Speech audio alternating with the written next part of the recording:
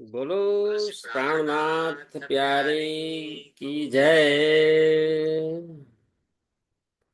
वंदो सतगुरु चरण को, करु धन्य प्रेम प्रणाम। अशुभ हरण मंगल करण धनी देव चंद्र जी नाम।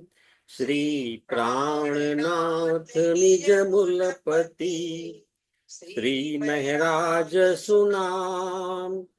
तेज कुंवर श्यामा जुगल को, पल पल करूं प्रणाम।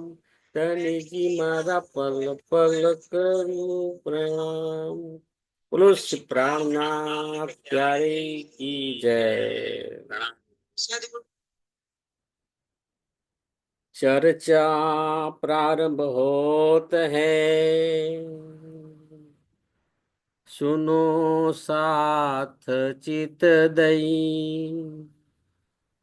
भजो राज श्यामा श्री प्राणनाथ, सखी जीवनिय मारो ए। श्री महामत कहे साथ जी, बया चर्चा का वक्त। अब तुम सुनियो चित दे, लाल आगे आए बैठे इन तखत। लाल आगे आए बैठे इन तखत। बोलो श्री प्राणनाथ प्यारे की जय।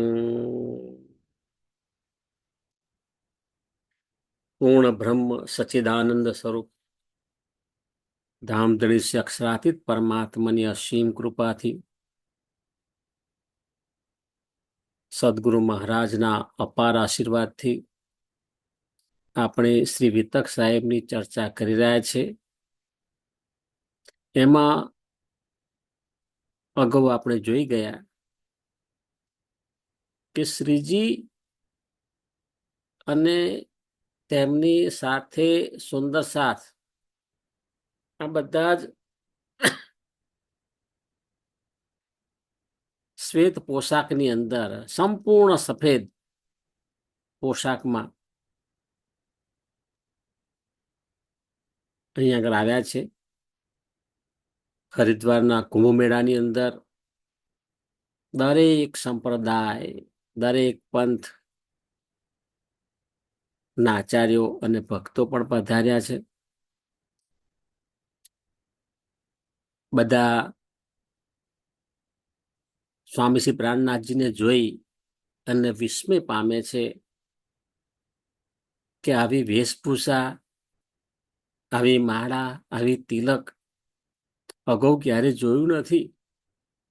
અને મુખારબિંદ ઉપર જે ચમક છે એ ચમક જોઈને પણ બધા અંજાઈ જાય છે. આ કોઈ વિશિષ્ટ મહાપુરુષ છે એની ખાતરી થાય છે. એટલે બધા જ શ્રીજીને પૂછે છે, આપનો પરિચય આપો. ત્યારે શ્રીજી કહે છે, હા, હું મારો સંપૂર્ણ પરિચય આપીશ. એ પહેલા આપ સર્વે વારાફરતી દરેક પોતાનો પરિચય આપો. કારણ કે આ જેટલા સંપ્રદાય છે એ બધા જ હિન્દુ ધર્મના ખૂબ જ પ્રાચીન સંપ્રદાય છે. તો આપના સંપ્રદાય વિશે મને જણાવો. બધા એક મંચ ઉપર એકત્ર થાય છે. હજારો ભક્તોની મેદની છે. એમાં 4 સંપ્રદાય પૈકી રામાનુજ સંપ્રદાય, નિમાનુજ સંપ્રદાય, એમણે પોતાનો પરિચય આપ્યો. એ બંનેના પરિચયને અંતે શ્રીજી એટલું જ કહ્યું કે આપ જે કંઈ સ્થાન બતાવી રહ્યા છો મુક્તિનું સ્થાન બતાવો છો, એ મુક્તિનું સ્થાન 14 લોકના બ્રહ્માંડની અંદર છે. 14 લોકના બ્રહ્માંડની અંદર સ્થાન હોય તો એ અખંડ કઈ રીતે કહી શકાય? અને અખંડ મુક્તિ કહી શકાય નહીં, કારણ કે જ્યારે મહાપ્રલય થાય તે વખતે સંપૂર્ણ 14 લોકના બ્રહ્માંડનો લય થાય છે. એનો કોઈ જવાબ આપી શકતા નથી. હવે ત્રીજા નંબરમાં વિષ્ણુ શામ સંપ્રદાયના આચાર્ય બેઠા હતા. એમની તરફ નજર કરી એટલે વિષ્ણુ શ્યામ સંપ્રદાયના આચાર્ય પોતાના સ્થાને ઊભા થઈ જાય છે અને પોતાના સંપ્રદાયની જે કે વિશેષતા છે એ બતાવે છે. વિષ્ણુ શ્યામ સંપ્રદાયના આચાર્ય કહે છે, અમારી જે ધર્મશાળા છે ને એ કાંચીપુરમની અંદર આવેલું છે. સુંદર સાજી, કાંચીપુરમ, આ બધું પૃથ્વી લોક છે એની વાત છે. અમારું તીર્થ છે એ ગંગા નદી છે અને બીજું છે માર્કંડ તળાવ, એનું ખૂબ જ મહત્વ છે. ત્રીજું કે છે સુખ વિલાસ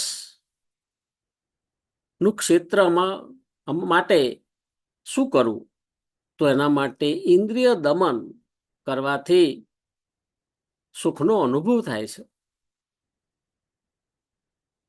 આ બતાવ્યું સુખ વિલાસ એટલે ઇન્દ્રિય દમન કરવામાં આવે છે. શ્રીજી સાંભળી રહ્યા છે. પછી કે છે ધામ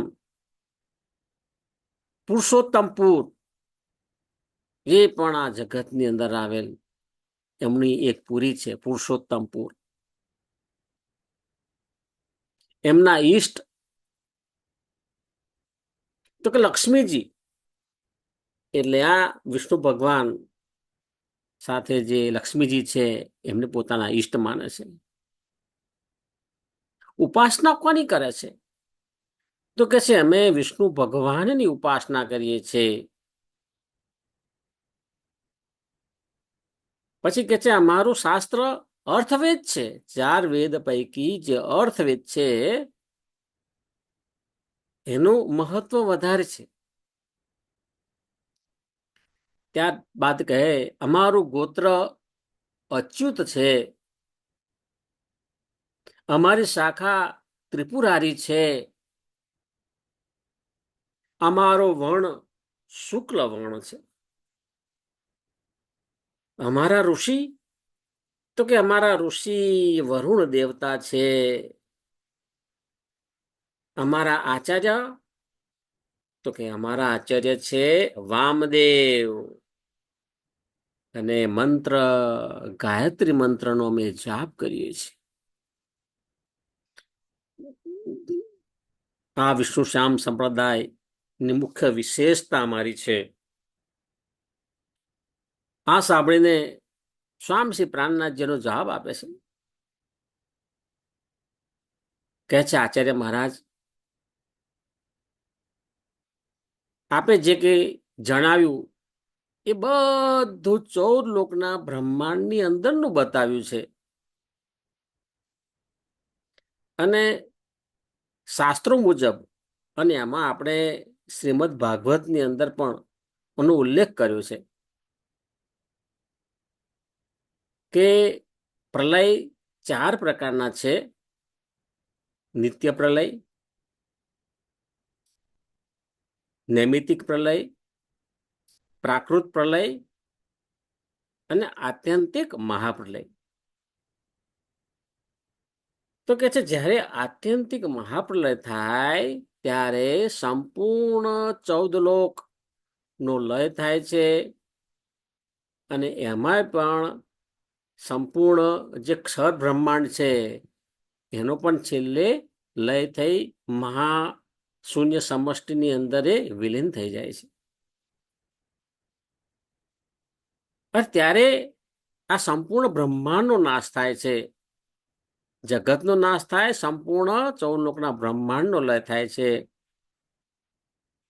અને તમે કહો છો કે ભાઈ અમારું સ્થાન વૈકુંઠ ધામ છે, વૈકુંઠ ધામની અંદર અમને મુક્તિ મળે છે, પરંતુ આપણું જો મુક્તિનું સ્થાન અખંડ રહેશે ખરું?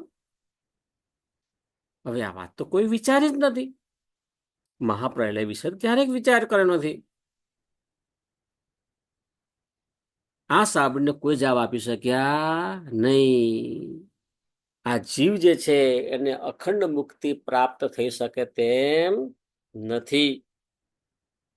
સુંદર સાજી એમ કહેવા માંગે છે કે આ મનુષ્ય તન ધારણ આપણે કર્યું છે, અને આપણે એટલું તો વિચારવું જોઈએ કે હું એટલે કોણ? આ શરીર હું નથી, પરંતુ મારી અંદર જે ચેતક તત્વ છે ને એ હું છું.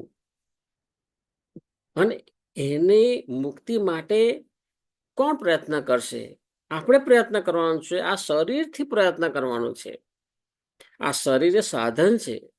આ શરીર રૂપી સાધનથી આપણી જે ચેતન શક્તિ છે એના માટે મુક્તિના દ્વાર ખોલવાના છે. અને એમાં તમે જુઓ, છેલ્લે બતાવશે કે તારતમ જ્ઞાન મેળવવાથી અખંડ મુક્તિ પ્રાપ્ત થાય છે. હવે ચોથા ક્રમાંકની અંદર માધવાચાર્ય સંપ્રદાયના આચાર્ય સામુ જુએ છે. આચાર્ય ઉભા થાય છે અને પોતાના સંપ્રદાયની વિશેષતા સમજાવે છે. માધવાચાર્ય સંપ્રદાયના આચાર્ય કહે, અમારી શાળા અવિંતિકાપુરી છે, જે ઉજ્જૈનમાં આવેલી છે. એમાં પણ એમનું પોતાની પુરીનું મહત્વ છે. અમારું ક્ષેત્ર તો કે છે નૈમિષારણ્ય છે. અમારું ધામ તો કે છે બદ્રીનાથ. ધામ પણ આ જગતની અંદર બતાવ્યું છે સુંદર સાજી. જો બરોબર સમજવા જેવું છે. આ તીર્થ તીર્થ પણ આ જગતની અંદર આવેલ અલખનંદા નદીને બતાવી છે. અને કે છે અમે ઉપાસના કરીએ છીએ કોની? બ્રહ્માજીની ઉપાસના કરીએ છીએ અમે તો. બ્રહ્માજીની ઉપાસના કરે એટલે દેવી કોણ થઈ? સાવિત્રી, બ્રહ્માજીના પત્ની. અમારી દેવી છે સાવિત્રી. અને અમારો જે શાસ્ત્ર છે એ શાસ્ત્રનું નામ શું છે? ઋગ્વેદ અમારું શાસ્ત્ર છે. અને અમે માળા કોની જપીએ છીએ? હરિનામની. હરિ નામની અમે માળા જપીએ છીએ. હરિનામ, હરિનામ. અને અમારો મંત્ર છે ગાયત્રી મંત્ર. અમારા આચાર્ય છે બ્રહ્માજી. અમે ઉપાસના પણ બ્રહ્માજીની કરીએ છીએ. અને અમારા સંપ્રદાયના મૂળ આચાર્ય કહીએ તો બ્રહ્માજીથી શરૂઆત થાય છે. અને અમને મુક્તિ મળે છે વૈકુંઠમાં. અને વૈકુંઠમાં કયા પ્રકારની મુક્તિ મળે છે? સાલોક્ય મુક્તિ મળે છે. જો વૈકુંઠની અંદર 4 પ્રકારની મુક્તિ છે: સાલોક્ય, સાયુજ્ય, સામીપ્ય અને સારૂપ્ય. એમાં આ મુક્તિ તો મળે. સાલોક્ય મુક્તિ એટલે શું? કે વૈકુંઠ ધામની અંદર ગમે તે સ્વરૂપે તમે મુક્તિ મળે. વૈકુંઠ ધામ છે, વૈકુંઠ ધામની અંદર, હા, વૈકુંઠ ધામની અંદર વનસ્પતિ હોય, પશુ પક્ષીઓ હોય, બરાબર, અને અન્ય પણ એમના ભક્તો પણ ત્યાં હોય. જે તે સ્વરૂપે તમને ત્યાં સ્થાન મળે. પરંતુ આ જે વૈકુંઠ ધામની અંદર સાલોક્ય, આ લોકની અંદર જે કંઈ સ્થાન મળ્યું તે જ્યાં સુધી વૈકુંઠ ધામ અસ્તિત્વ ધરાવે ત્યાં સુધી મુક્તિ. પરંતુ જેવો મહાપ્રલય થયો એવો વૈકુંઠ ધામનું અસ્તિત્વ રહેતું નથી. તે વખતે તમારા જીવની દશા શું થાય, શું થશે? ફરીથી આવા ગમનના ચક્કરમાં પડવાનું, બીજું કઈ નહીં, બીજું કશું થતું નથી.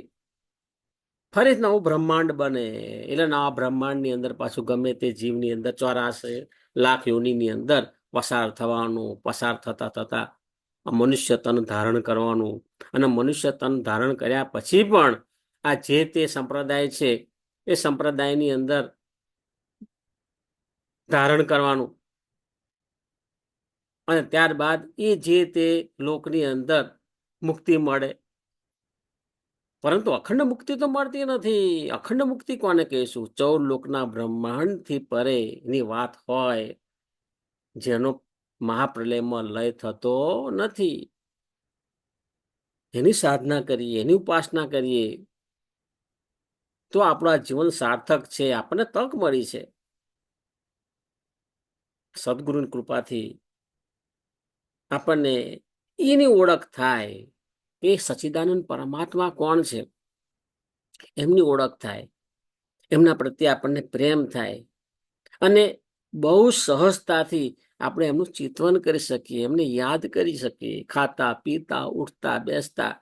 બસ આપણું જે છે ને કનેક્શન તો એમની સાથે રહે જ, ભાઈ માયાના કાર્યો કરીએ, પણ આપણું જે જોડાણ છે એ સચ્ચિદાનંદ પરમાત્મા યુગલ સ્વરૂપ રાજ સ્વામીજીના ચરણોની અંદર રહે. એ અવસ્થા આપણે પ્રાપ્ત કરીએ ને તો પછી એમ જ કહેવાનું, ભલે આ સદેહે આપણે અખંડ મુક્તિ પ્રાપ્ત કરી છે, એથી બેઠે કર જાગે તા. બસ એની વાત છે. હવે માધવાચાર્ય સંપ્રદાય ના આચાર્યની વાત સાંભળી. શ્રીજી જવાબ આપે છે કે આપે બહુ સરસ રીતે વર્ણન કર્યું આપના સંપ્રદાય વિશે, પરંતુ આપે જે જ્ઞાન જણાવ્યું તે બધું 14 લોકના બ્રહ્માંડની અંદરનું જ્ઞાન છે. અને 14 લોકનું બ્રહ્માંડ એટલે ક્ષર બ્રહ્માંડ. ક્ષર બ્રહ્માંડની અંદર એનો લય થાય છે. ભગવદ્ ગીતાની અંદર પણ આ જ બાબત કહે છે. દ્વાયમૌ પુરુષો લોકે ક્ષર અક્ષર ક્ષર સર્વાણી ભૂતાની કૂટસ્થ અક્ષર ઉચ્ચતે ઉત્તમ પુરુષાન્ય પરમાત્મા ઇતિ ઉદારતા. જો આની અંદર પણ કહ્યું છે કે બે જગતની અંદર બે પુરુષ છે, ક્ષર પુરુષ અને અક્ષર પુરુષ. અને ઉત્તમ પુરુષ તો આ બેનેથી અલગ છે. ક્ષર અને અક્ષરથી પરે જે છે ને એ ઉત્તમ અક્ષરાતીત પરમાત્મા છે. એ અખંડ છે, અક્ષર બ્રહ્મ પણ અખંડ છે, પરંતુ અક્ષર બ્રહ્માંડ છે એ નાશવંત છે. અને અક્ષર બ્રહ્માંડ કોની ઉત્પત્તિ કરે છે? અક્ષર બ્રહ્મ ઉત્પન્ન કરે છે. એ ભગવદ્ ગીતાની અંદર પણ આ બતાવ્યું છે. તો અક્ષર બ્રહ્માંડની અંદર 14 લોકના બ્રહ્માંડ અક્ષર બ્રહ્માંડ કહેવામાં આવે છે. અને આ મુક્તિ સ્થાન પણ એની અંદર જ બતાવ્યું છે.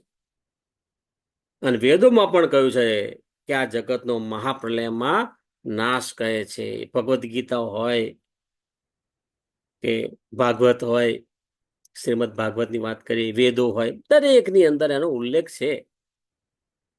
તો પછી અખંડ મુક્તિ કઈ રીતે પ્રાપ્ત થશે? આની અંદર સ્વામીજી શું કહે છે? કોઈની આલોચના કરતા નથી, ખંડન કરતા નથી, પરંતુ મંડન કરે છે કે તમારી વાત બિલકુલ સાચી છે, પરંતુ એ સંપૂર્ણ બાબત છે ને 14 લોકના બ્રહ્માંડની અંદરની બાબત છે. અને મહાપ્રલયની અંદર એનો લય થાય છે. તો અખંડ મુક્તિ કઈ રીતે કહી શકાય? આટલી જ વાત છે. એટલે બધાને કુતૂહલ તો થાય કે બિલકુલ વાત સાચી, 14 લોકના બ્રહ્માંડથી પરેનું તો અમે કઈ જાણતા જ નથી. હવે એમને વધારે કુતૂહલ થાય છે કે સ્વામીજી હવે આપણને 14 લોકના બ્રહ્માંડથી પરેનું શું જ્ઞાન આપશે કે જેથી આપણા આત્માનું કલ્યાણ થાય. દરેકની અંદર કુતૂહલતા વધે છે. હવે ચારે સંપ્રદાયના આચાર્ય છે પોતાના સ્થાને બેસે છે. ત્યાર પછી એમની લાઈનમાં આવે છે 10 નામ સંન્યાસી. હવે એમાં 10 નામ કયા? તો કે છે વન, આરણ્ય, તીર્થ, આશ્રમ, સરસ્વતી, ભારતી, પુરી, ગિરી, પર્વત અને સાગર. આ 10 નામ છે. પણ આપણે જે 4 શંકરાચાર્ય કહીએ છીએ ને, એ 4 શંકરાચાર્યના પેટા વિભાગની અંદર છે. એ આપણે સમજવાનું છે. આપણે તો વારંવાર સાંભળ્યું છે શંકરાચાર્ય વિશે કે ભારતની અંદર મુખ્ય 4 શંકરાચાર્યના મઠ છે. એના પ્રત્યેક જે શંકરાચાર્ય છે એનું આગવું મહત્વ છે. અત્યારે પણ આપણે જોઈએ તો એ કઈ ને કઈ રીતે સમાજને જાગૃત કરવા માટે પોતાનો ફાળો આપતા હોય છે. તો એ આપણે સમજીએ કે શંકરાચાર્ય ખરેખર એ શું છે એની અંદર. તો કે 10 નામ સંન્યાસી, એમનો મૂળભૂત સિદ્ધાંત શું છે? અદ્વૈત. હા, આ પરે ગયા છે ખરા, કારણ કે આ જગત દ્વૈત છે. દ્વૈત એટલા માટે કે આ જગતની અંદર 2 વસ્તુ જોવા મળે, રાત દિવસ, સુખ દુઃખ, એવા 2 ભાગની અંદર બધું વહેંચેલું છે. એટલે આ જગત દ્વૈત છે. એનાથી પરે જે છે પરાશક્તિ જેને કહીશું, એ પરાશક્તિ, એના માટે અદ્વૈતનો સિદ્ધાંત લાગુ પડે છે કે ત્યાં સુખ અને દુઃખ 2 અલગ ભાવ હોતા નથી. એ ભૂમિ જ અદ્વૈત ભૂમિ કહેવાય. તો એનો સિદ્ધાંતની વાત કરે છે કે ભાઈ આ અદ્વૈતથી પરેની વાત છે અમારી આ. અને એમાં કહે છે મૂળ 4 મઠ છે, 4 શંકરાચાર્ય જે આપણે ભારતની અંદર જણાવીએ છીએ, એ મૂળ 4 દિશાની અંદર 4 શંકરાચાર્ય છે. અને એમાંથી વિભાજન થઈને 10 નામ સંન્યાસી બન્યા છે. જો આ વાત છે, 10 નામ સંન્યાસી કઈ રીતે બન્યા, હમણાં પેટા વિભાગ છે. તો જુઓ, બહુ સરસ સમજાયું છે આગળ. પૂર્વની અંદર તો કે જગન્નાથ મઠ છે. અત્યારે પણ જગન્નાથ મઠની અંદર ત્યાંના શંકરાચાર્યજી છે. આ જે મઠ છે એના 2 નામ છે, વન અને આરણ્ય. 2 નામ એટલે આપણે કહીએ કે એની 2 શાખા થઈ. એની 2 શાખા છે, બીજા શબ્દોમાં કહીએ તો અહીંયા આગળ નામ અહીંયા બતાવે છે કે એની નીચે 2 નામ છે, વન અને આરણ્ય. તો આ 2 થયા. ત્યાર પછી કે પશ્ચિમની અંદર, તો આપણા દેશની અંદર પશ્ચિમની અંદર સ્વરૂપાચાર્ય મઠ છે. એના આચાર્ય પણ બહુ જ સક્રિય છે. આપણા તો દેશની અંદર 4 મઠ છે ને, 4 મઠના આ શંકરાચાર્ય જે છે એ બહુ સક્રિય છે. હવે આ જે સ્વરૂપાચાર્ય મઠ છે એને દ્વારકા મઠ પણ કહેવામાં આવે છે. અને એની 2 શાખા છે, એના 2 નામ છે એમ કહી શકીએ. તો એક છે તીર્થ અને બીજું છે આશ્રમ.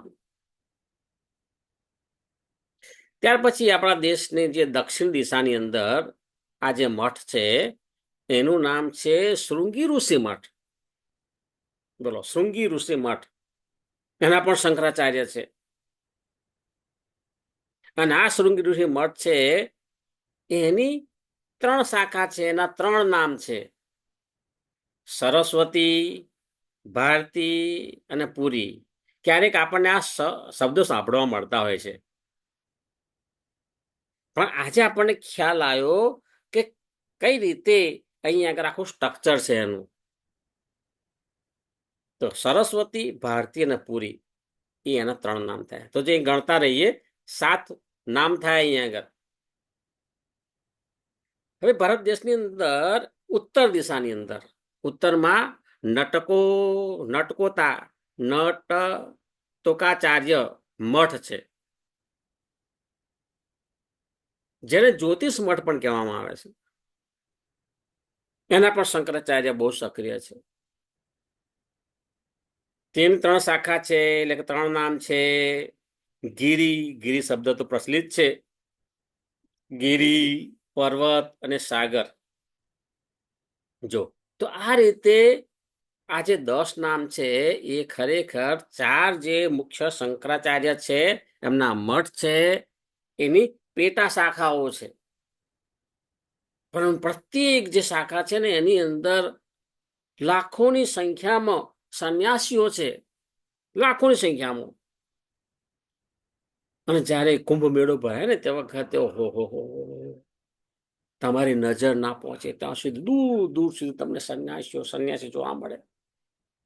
હવે આપણને કે જ્ઞાન જ ના હોય, આપણને બધે કોઈ પણ સંન્યાસી એટલે આપણે સમજીએ બધું સરખા, ભાઈ સરખા નહીં. આ 10 નામ છે એ સંન્યામાંથી ગમે તે એકની અંદર તમે પૂછવું પડે આપણે કે આ 10 નામ સંન્યાસી છે એમાંથી તમે કયા સંન્યાસીમાં આવો, એટલે આ 10 માંથી ગમે તે એકનું નામ લે. એટલે આ 10 ની અંદર બધા સંન્યાસી આવી ગયા. આ રીતે આ સનાતન ધર્મ જે છે એનું આખું બેઝિક સ્ટ્રક્ચર છે. હવે 10 નામ સંન્યાસી એમાં પાછા દરેક જે નામ જે છે એના મુખ્ય સંન્યાસી એ પોતાની રજૂઆત કરે છે. તે એક પછી એક બધા સંન્યાસી વાળા આવીને પોતાની 7 મન્યાની વાત કરે છે. એ 7 મન્યા વિશે આપણે એનો બેઝિક 7 મન્યા બધાની સરખી છે, પણ જે તે મઠ છે એમનું, એ મઠના આધારે એમના અલગ અલગ નામ છે. તો એમની 7 માન્યા કઈ એ આપણે એ પૂરી સમજાવે છે. ફરી વખત આપણે એમની 7 માન્યા વિશે પણ સમજીશું કે આ જે સંન્યાસીઓ છે એમની કઈ 7 માન્યા છે, અને જેના આધારે આ સંન્યાસી જે છે એ એની આરાધના કરે છે, એમના સિદ્ધાંતને માને છે. હવે 7 મન્યાની વાત કરી, પરંતુ એ જે વાત કરી બધી 14 લોકના બ્રહ્માંડની અંદરની વાત છે. અહીંયા આગળ છે બધું સરસ છે, પરંતુ જે કઈ રજૂઆત કરે છે એ બધી બાબત 14 લોકના બ્રહ્માંડની અંદરની બાબત છે. એટલે શ્રીજી શાંતિથી સાંભળે છે, અને શાંતિ સાંભળી અને એક જ જવાબ આપે છે. જવાબ એક જ છે કે આપણે જે કઈ રજૂઆત કરી, જે કઈ સમજાયું, આપણી જે કઈ વિગત છે એ બધી 14 લોકના બ્રહ્માંડની અંદરની છે. જ્યારે મહાપ્રલયની અંદર આ 14 લોકના બ્રહ્માંડનો લય થશે ત્યારે જીવની અખંડ મુક્તિ ક્યાં? અમારે તો અખંડ મુક્તિ સાથે મતલબ છે. મને અખંડ મુક્તિ બતાવો, હા તો તમારો સંપ્રદાય સ્વીકાર કરીશ. વાત તો બધા વિચારવા પડી જાય, કારણ કે શાસ્ત્ર ની અંદર બતાવ્યું છે, વેદની અંદર, શ્રીમદ ભાગવતની અંદર, ભગવદ્ ગીતાની અંદર, દરેકની અંદર એના શાસ્ત્રાર્થ કરી એના શ્લોકો સાથે બતાવે છે કે 4 પ્રકારના પ્રલય છે. એમાં જે મહાપ્રલય થાય તે વખતે 14 લોકનું જે બ્રહ્માંડ છે એ બ્રહ્માંડનો લય થતો હોય છે, અક્ષર બ્રહ્માંડનો લય થાય છે. મહાસમષ્ટિની અંદર એ લીન થઈ જાય છે. મહાસમષ્ટિ પછી એ અવ્યાકૃત બ્રહ્મની અંદર જ્યાંથી ઉત્પત્તિ થઈ હોય છે ને ત્યાં જ એનો લય થતો હોય છે. પરંતુ આ જે જીવો છે એમને અખંડ મુક્તિ મળતી નથી. ફરીથી જ્યારે આ અક્ષર બ્રહ્માંડનું નિર્માણ થાય એટલે આના આ જીવો છે એમને જે તે તન ધારણ કરીને ગોઠવી દેવામાં આવે. એટલે એમને તો આ જ જન્મ મરણ, એક યોનિમાંથી બીજા યોનિની અંદર 84 લાખ યોનિની અંદર ફરતા જ રહેવાનું. આ બ્રહ્માંડની અંદર પણ ફરતા રહ્યા, ફરીથી બીજા કોઈ બ્રહ્માંડની અંદર આવશે ત્યારે પણ ફરતા જ રહેવાનું. હવે આ આપણને તારતમ વાણી સમજાવે છે કે ભાઈ આમાંથી બહાર નીકળવાનું છે. અને આપણો અહોભાગ્ય છે કે આપણને સાચા સદગુરુ મળ્યા છે, સાચું જ્ઞાન મળ્યું છે. બસ આ વાત સમજવાની છે, વાત સમજવાની છે અને તારતમ વાણી જે છે, તારતમ મંત્ર, એ તારતમ મંત્ર લેવાનો છે, એનો જાપ કરવાનો છે. બસ સંસારના કાર્યો કરો, ના નહીં, સંસારના કાર્યો જે તમારે કરવાનો હોય કરો, પણ સાથે સાથે આ તારતમ મંત્ર અવશ્ય પ્રાપ્ત કરો. તારતમ મંત્ર શું કહેવા માંગે છે બરોબર સમજવાનું છે અને સમજીને એનો જાપ કરવાનો છે. બસ આટલું જ કરવાનું છે, વધારે કશું નથી. અને આપણને મળ્યું છે જ્ઞાન, આપણને સદગુરુ મળ્યા છે, આપણે આ તારતમ વાણીના સંપર્કમાં આવ્યા છે. એટલે એનો મતલબ કે આપણી ઉપર કૃપા છે, સદગુરુ મહારાજની કૃપા છે, રાજ્ય મહારાજની કૃપા છે, ત્યારે તો આપણે આ જ્ઞાન આપણે સાંભળી રહ્યા છીએ. એટલે અહીંયા આગળ શ્રીજી કહે છે, બધાની વાત સાંભળે છે અને કહે છે તમારું બધું જ જે જ્ઞાન છે એ 14 લોકના બ્રહ્માંડની અંદરની વાત છે. એમાં અખંડ મુક્તિ ક્યારે મળે નહીં. એનાથી પરે તમે કશું સમજાવતા નથી. બોલો શ્રી પ્રાણનાથ પ્યારે કી જય, સદગુરુ મહારાજ કી જય, કૃષ્ણ કનૈયા લાલ કી જય. પ્રણામ સુંદર સાજી, સુંદર સાજીના ચરણોમાં મારા કોટાન કોટી પ્રણામ.